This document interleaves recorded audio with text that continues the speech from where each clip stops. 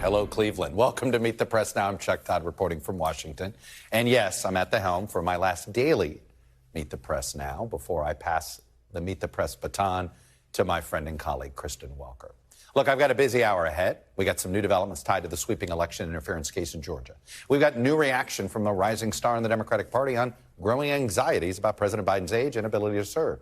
Oh, and we're tracking a monster storm in the Atlantic called Hurricane Lee as we wait for it to turn north. Hurry up and turn north, please, and avoid hitting any parts of the East Coast. But I want to begin today on my last daily show with the single biggest story in American politics, and that is the state of our politics.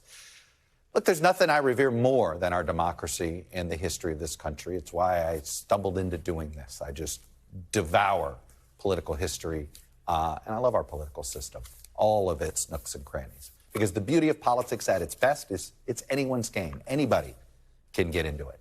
But it only works when everyone agrees to the rules. And that means accepting defeats at the ballot box and moving on to the next election. And that's sadly not a given in our politics these days. Take, for example, what is happening in the state of Wisconsin. It's the latest example of this disturbing trend of delegitimizing political defeats. Republicans in Wisconsin are discussing impeaching the newly seated liberal state Supreme Court Justice Janet Protasiewicz even before she's heard her first case. They say it's because she hasn't recused herself in a redistricting case, and she received financial support from the Wisconsin Democratic Party during her campaign.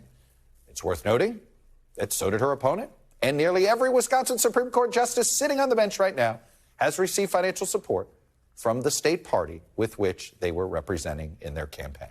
I know, this is Wisconsin. This is just how they roll. It ain't beanbag in Wisconsin. Democrats tried to recall Governor Walker. Political retribution isn't unheard of. But you should take a look at all the quotes from Republicans during the Walker recall and ask yourself if there's any principles left here.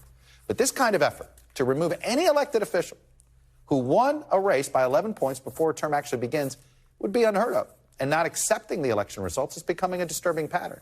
And as we know, Wisconsin is not happening in a vacuum. Far from it. Folks, things have gotten so toxic that I think we have forgotten what good politicking looks like and why, frankly, when I say we, civilization came up with the idea of politics in the first place. It was to resolve disputes without a sword, without violence. That's why we have politics. Good politicking is hard. It takes work. It's messy. It ain't perfect. But it certainly beats the alternative. And we are seeing the consequences of the alternative play out in multiple criminal cases tied to the January 6th insurrection and former President Trump's lies about the election.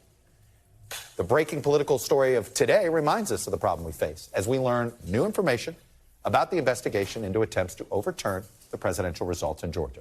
As a newly released Fulton County special grand jury report shows, they initially recommended charges for an additional 21 people in that massive racketeering case, including 3 U.S. senators.